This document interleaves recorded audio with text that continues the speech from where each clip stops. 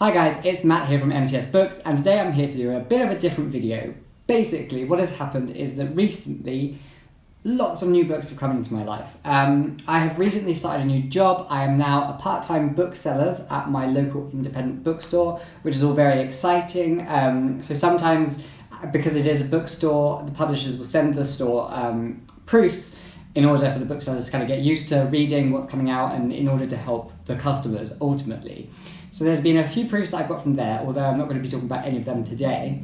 I've also been requesting some books from publishers recently for my channel, so I can bring some new and exciting books to you. And I've also been hauling charity bookshops and also my local library. So recently, this past month, I haven't actually been reading a whole lot, but I have been gathering lots of books. And today I want to talk about some of those books which most excite me. So these are like my 5 most exciting reads coming up that I really want to share with you before I read them, because I think it's exciting to talk about these books, and I'm kind of wanting to see whether by making this video and saying these 5 books that I'm most excited about, I say there's 5, there's 1, 2, 3, 4, 5, 6, there's 7 books, but I'm listing them as kind of 5. You'll find out later why. But anyway, so I thought making this video would be a really good way of engaging myself with these books to make sure I get to them as soon as possible, to remind myself how excited I am about them, and to also excite you guys about these books. I don't think any of them are actually new books. I think only one of them is a new book. And the rest are kind of backlist books, I guess, but ones I'm still nevertheless excited to read in the upcoming month or months. And I'm hoping this way, by talking about them, we'll be able to see how I find them after I've read them. I can do a sort of wrap-up of these particular books. So the first book that I'm most excited for, and this one is definitely the one that I am probably anticipating the most, is actually this one, The Flight of Icarus by Raymond Queneau. Now, I have read one book by Raymond Queneau before, and that was Exercises in Style. If you don't remember me talking about it, it was very early on in the year, actually, and it was just basically a book that had the same story told 99 different times in 99 different ways. So the story was only like a few paragraphs, and it just told it in very unique ways, and each sort of different style represents different ways of writing, and it was really enjoyable and really useful at the same time. But ultimately it was just amazing to see what he could do with words. Raymond Queneau was a well-known French writer. He was particularly writing with and around the sort of existentialist and the surrealist movement, and it's translated by Barbara Wright, who is probably the most renowned translator of the existential and surrealist works. So I'm super keen to get to this. This book in itself is about a writer called Hubert, as the French would say, or the English would call him Hubert. It's about Hubert, who has written a book about Icarus, and he comes back to it one day to find that Icarus, the character, is no longer in his book, and he can't find him, so he has to go out and he has to find Icarus, and he kind of believes that Icarus would most likely be in the books of his sort of peers slash enemies, not really enemies I don't think, but you know, the sort of other writers who are perhaps better than Hubert, although Hubert might not want to admit it. So Hubert goes out to look for Icarus, and then I think he finds Icarus in Montparnasse, was it? Yeah, in Montparnasse, with a hooker. So that's basically all I want to know. That's all I need to know. But I'm so excited for it. What makes me even more excited, and I didn't know this before I bought it, but once it arrived, it's actually in script format, which is very interesting. So I think this is going to be a really exciting, a really wacky, but really interesting read, and it's definitely going to have those surrealist elements that I am keen and living for, and it's going to be written in a very unique style, a novel as a script. Interesting. So the next one is like one that is 3. Okay, so it first happened that in a charity shop I came across The Troublesome Offspring of Cardinal Guzman by Louis de Bernières. Now, I picked this up because it sounded absolutely insane. It was literally about this sort of new inquisition happening in South America, in this kind of like fictional country slash town or whatever, in which everyone just kind of like becomes a hedonist, and even the mayor himself just wants to live the life of luxury. But then I think Cardinal Guzman, is basically has his own demons, has his own dreams for hedonism, but kind of is afraid of them because of his religion. So he kind of creates this whole new inquisition. I believe that's what it's about. What was most interesting was that it's actually blurbed on the back by the Catholic Times, which definitely piqued my interest. So I bought it because it was cheap and it was in a charity shop, but only to find out it's actually the third in the trilogy. Now, these books are not related as far as I'm aware. I think a character might pop up in each one, but you can read them individually. So if you do have to find just this one like I did, you can read it individually, again, as far as I'm aware. But I prefer to go out and buy the whole trilogy. So I found them in other charity shops but that sell online, so I can support charity but kind of actually find them. And the first one came from Exeter. So the first one is The War of Don Emmanuel's Nether Parts.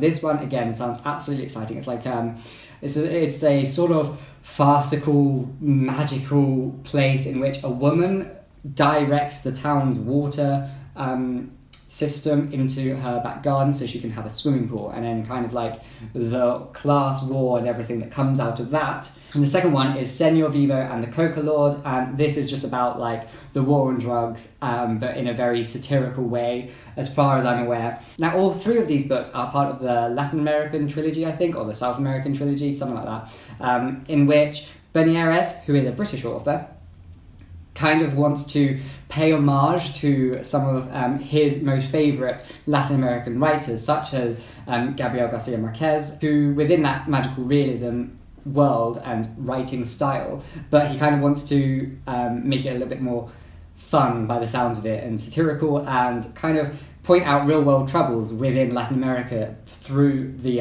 lens of this sort of genre of writing. Bernières spent a lot of time in Latin America as far as I'm aware, and so is kind of heavily influenced by his time living within those countries. So I'm actually really excited for these books. I had never heard of them before, but they definitely piqued my interest, and I think they're going to be ones that I can really enjoy. So the next book is this one. It is Farewell to the Sea by Reinaldo Arenas. Now, this book, again, turns out to be the third book in a group of 5 books called the Pentagonia. Now, Reinaldo Arenas is a Cuban writer, and all the 5 books are very autobiographical to some extent, and they all kind of imagine, or they all talk about the Cuban Revolution and being Cuban and the Cuban lifestyle, whilst also being gay.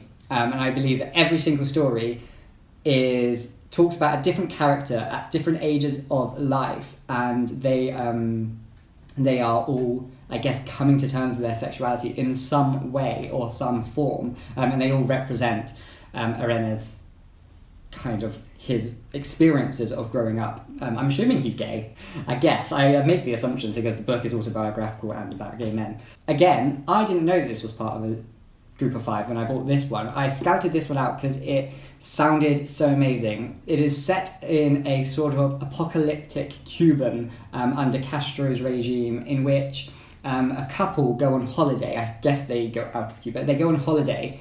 The wife is certain that her husband is having an affair with her, and he is with a man, and he is gay, so he's kind of also coming to terms with his experience. Now, the writing of this book, the first half is written from the female's perspective, and it is sort of stream of consciousness style, and then the second half is written from the man's perspective, and as far as I'm aware, it is a sort of epic poem, I think, but it's told like within cantos, which is intriguing. I don't know how I'm going to get on with this.